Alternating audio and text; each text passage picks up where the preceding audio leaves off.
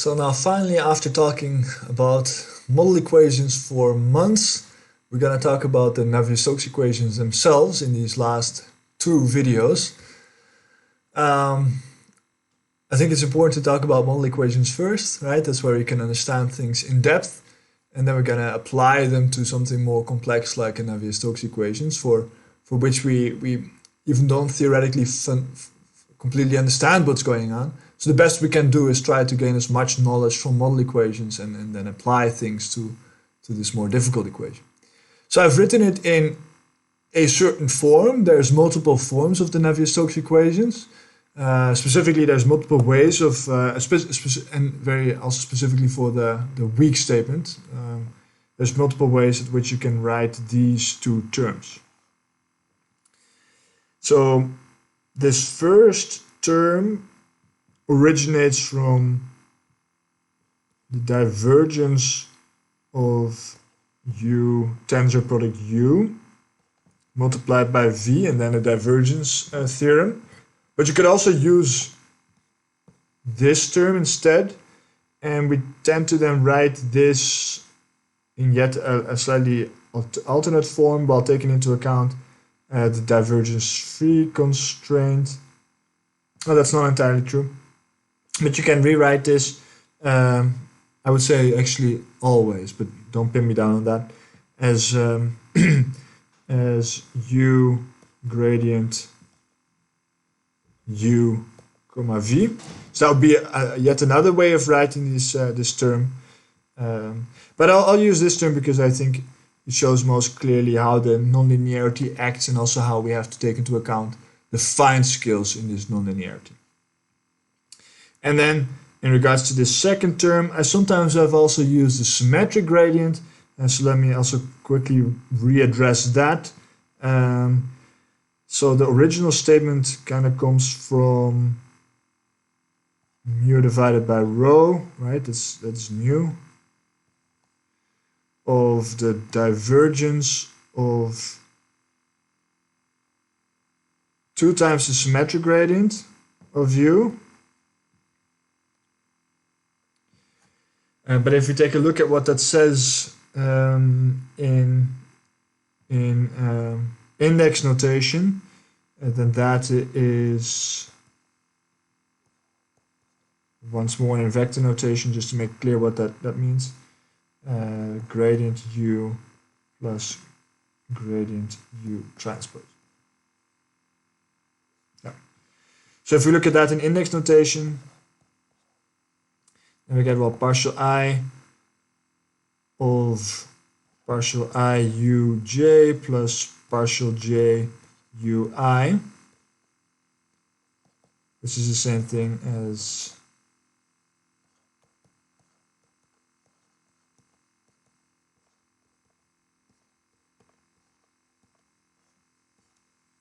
which is the same thing as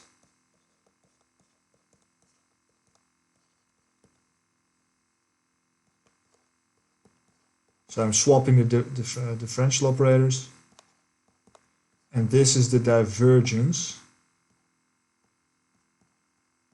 and that is equal to 0. So the true solution actually satisfies this is equal to 0, which means that this ends up being the same thing as the divergence simply of the gradient of U.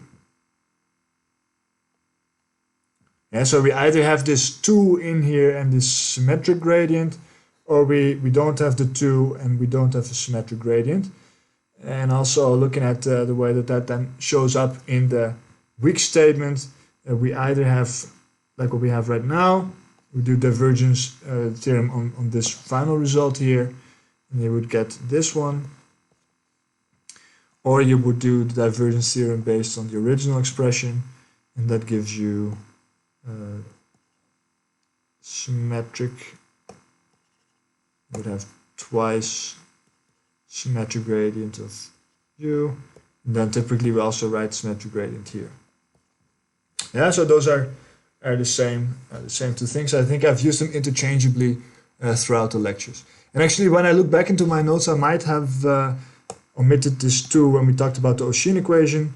That would be incorrect. Well, it kind of depends on how you define the Austrian equation, but if we define it to be consistent with the Navier-Stokes equation, which is kind of the point, then I made a mistake in omitting the 2. Okay, and well, maybe there's something more to be said about this equation. So this identity that I'm writing down right here is only an identity for the true solution, right? For the exact solution U. And because only the exact solution satisfies that this divergence is equal to 0. So this is not going to be true if we have our discrete solutions in here, right? Then this is not an identity. And so that means that choosing either this one or this one as the basis for a finite element formulation will give you a different finite element formulation and will actually give you different solution characteristics. Hopefully and probably those will only be minor differences, but it's something to be aware of, that even though in the exact equation some things may be the same and it looks as if you're dealing with the same equation, discretization that may not satisfy that original equality and thus actually produce somehow different solutions. I'll actually keep this in here. Okay, so the Navier-Stokes equations, that's what we're going to talk about now. And we're going to perform the variational multiscale split on these. And then we get a whole bunch of finite scale terms. And by now we actually know how to treat pretty much all of them. I'm going to do this in a collection of terms separately. And we'll first talk about actually the terms that we also just talked about in the last video. Those would be all of these.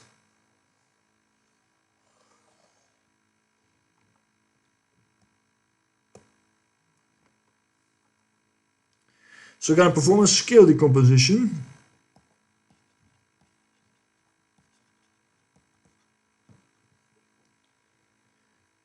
And when we use this scale decomposition, all those terms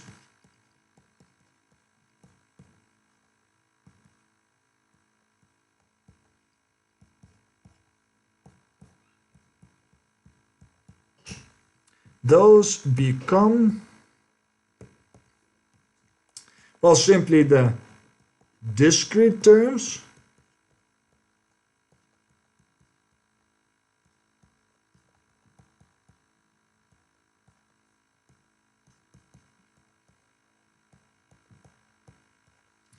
and as we motivated in the previous video, we're going to change our projector such that we are not so sensitive in terms of our discretization spaces.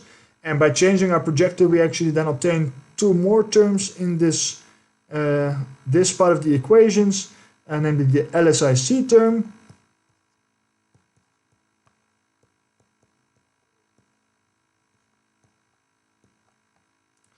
and the PSPG term.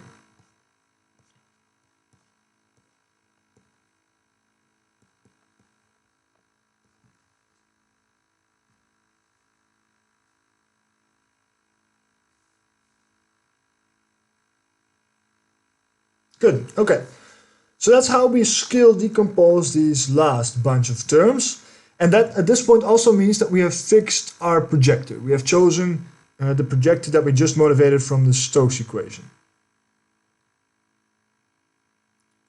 Right, so, oh, I'm going up way too far.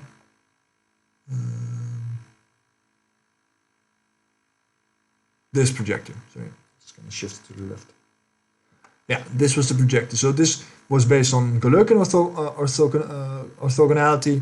And then we said, well, Galerkin orthogonality is apparently not giving us nice solutions, so we tried to tweak the projector. Okay, so at this point we have fixed our projector, and now we have to make that fix consistent in the way that we treat the remaining terms. So let me first talk about the time derivative term to leave the nonlinear term for the end. So we have our time derivative term.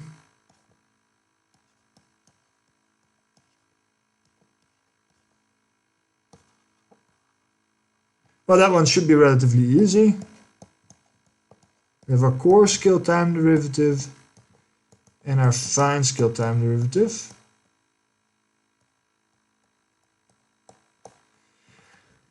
And this is actually an interesting story, this fine scale or time derivative. Typically, we simply say that we're going to approximate this to be 0. So that would be a model approximation.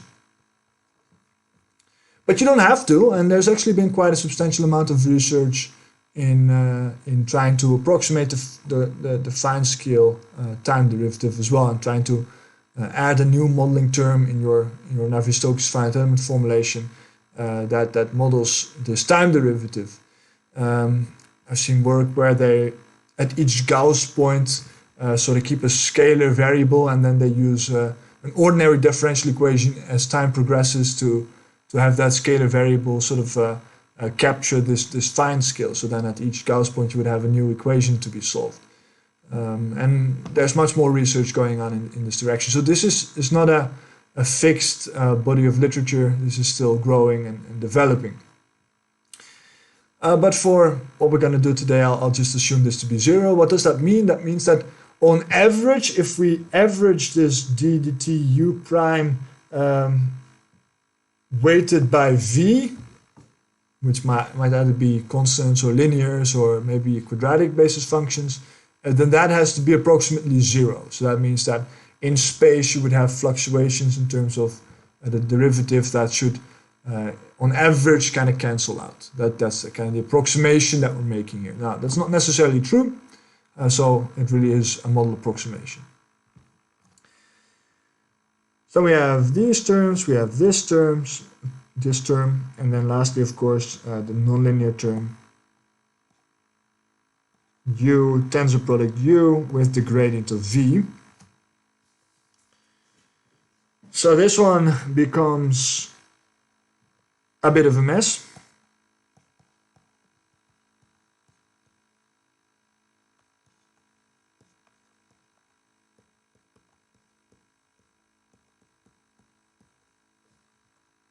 Now luckily the tensor operator is linear, so we can actually separate this into 4 different terms. Well, first of all, just the core scale term. Then we have, well, one fine scale term.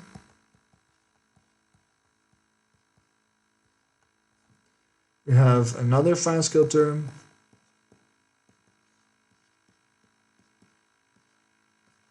And we have the nonlinear fine scales.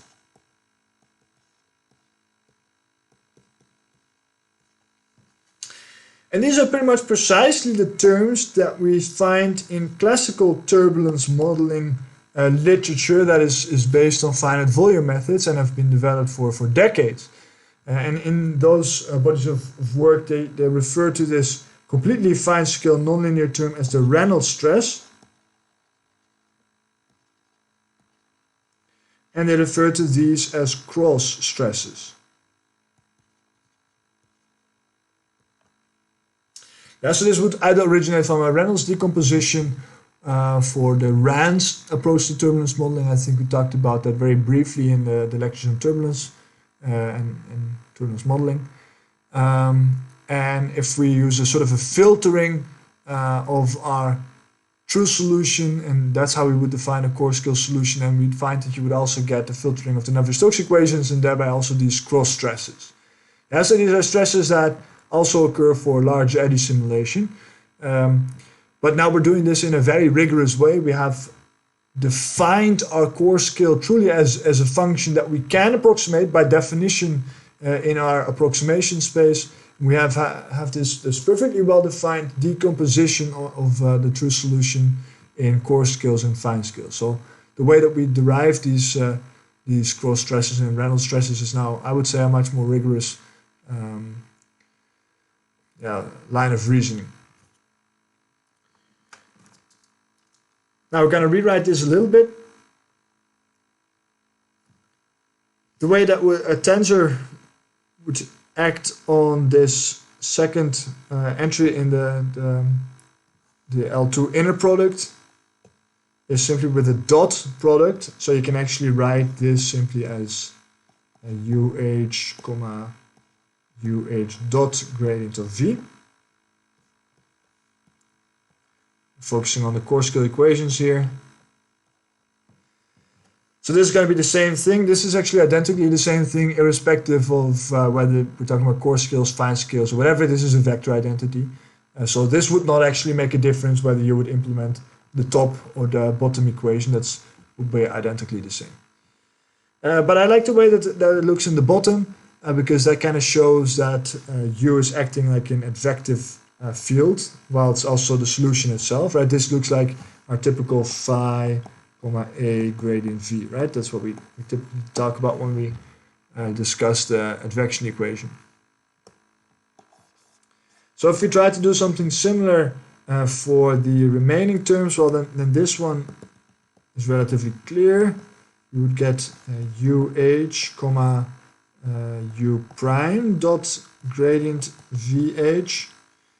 For this one, it's not quite so clear, but we can actually flip these around, right? It's symmetric, the inner product, and then we find that the gradient of V, which is also a second order tensor, dots with U prime on the end. So you could write this like gradient VH dot U prime.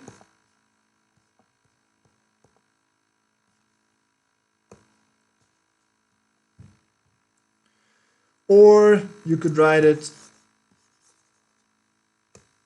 as U prime dot gradient VH transpose.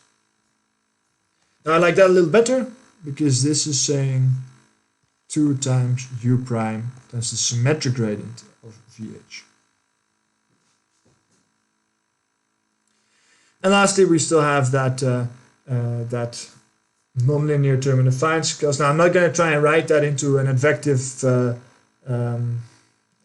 type equation, because we'll have to model these regardless. So this is simply going to stay as U prime tensor product U prime gradient VH.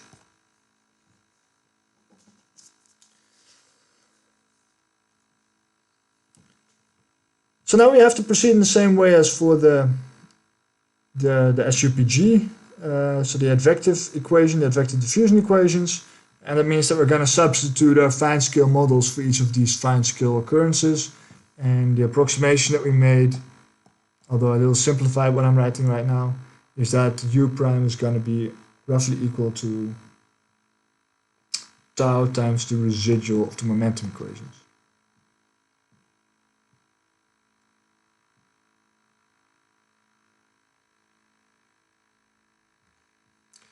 And probably minus, depending again on how we define the residual. So then this means that this is approximately equal to, well, we still have our standard finite element term right here. Then we have a new type of advective contribution to our finite element term as minus tau times the residual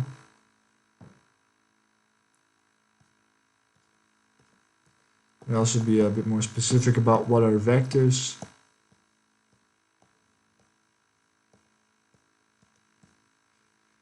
Times the symmetric gradient of VH.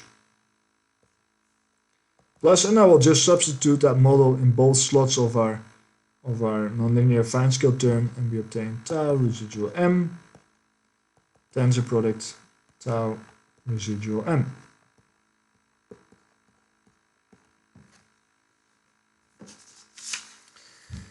So we can combine all of this together,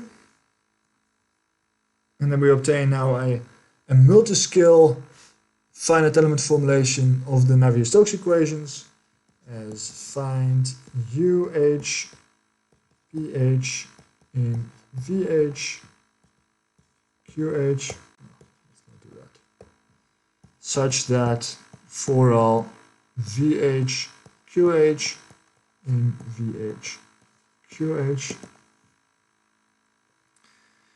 we have that the time derivative of our finite element solution plus our typical advective nonlinear advection term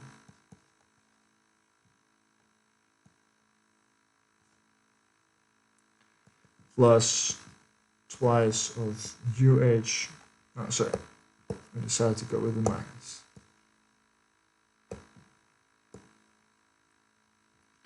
Tau residual M dotted with the symmetric gradient of V plus tau Rm tensor product tau Rm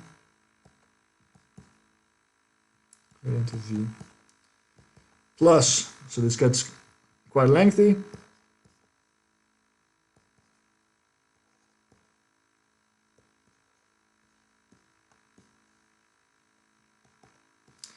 plus our LSIC term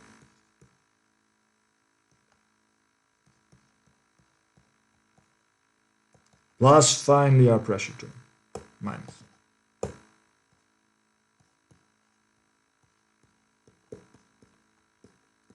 That's all going to balance with the force vector, vector, vector, vector, vector.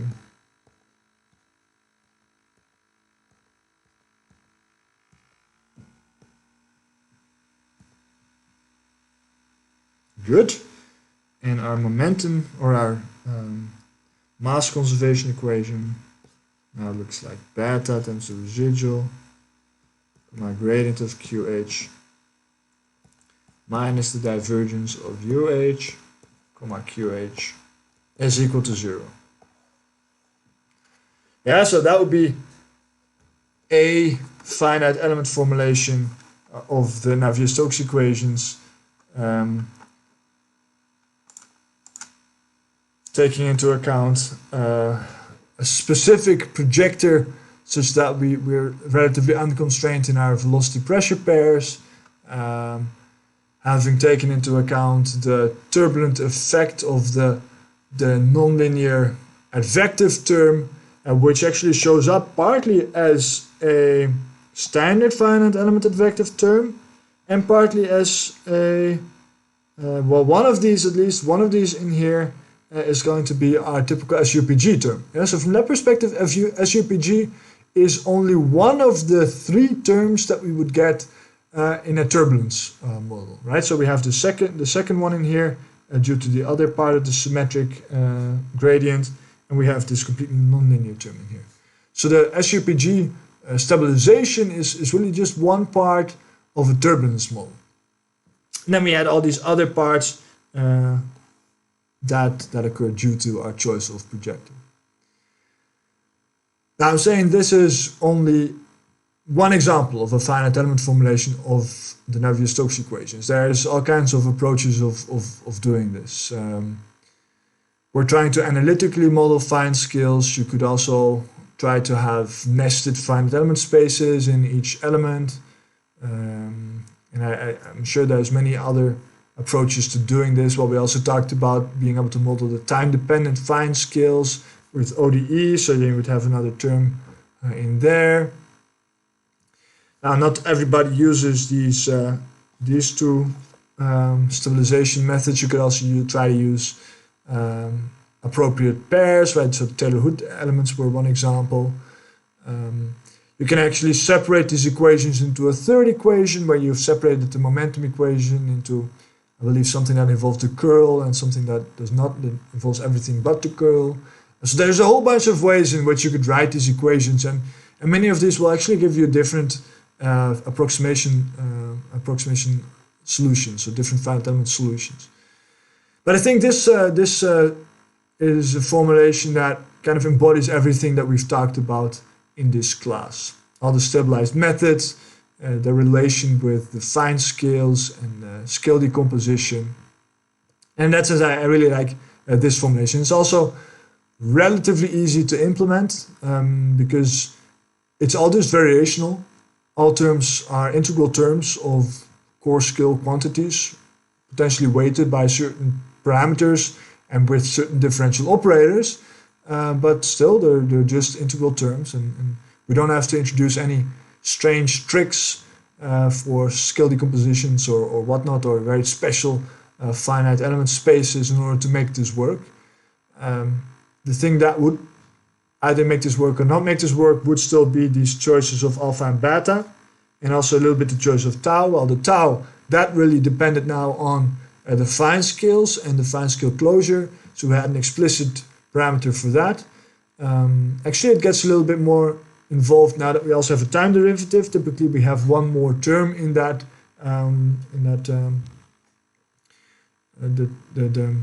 the mean, the harmonic mean. Sorry. So you would have one more term in there, but other than that, it would still look the same. Alpha and beta are relatively flexible, at least from the perspective of how we obtained that term, namely by a tweak of the projector.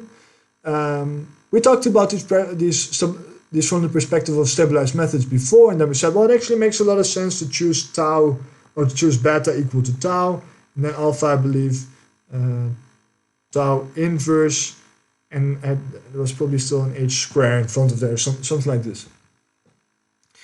So there's then other motivations for how you might choose alpha and beta. Okay, so I think that's it for this video. I hope this has been sort of a rewarding journey up to this point, that we're finally here at the point that we can write down the full Navier-Stokes equation and understand all the terms that we're talking about, both in terms of what they mean and also where they come from. So there's one more video that I'm going to make, and that is on the boundary layers, because even though now we've taken into account kind of the turbulent behavior of the bulk subscales, we still can get pretty poor solutions due to the boundary layer problem that I also illustrated in a couple of videos. So that's the last video that we're going to talk about, and then we'll see that we'll actually borrow some concepts from discontinuous Galerkin method. So the equations are still going to be a bit more lengthy than the ones that we have right here. But then that will be done. Okay, so then see you in that video.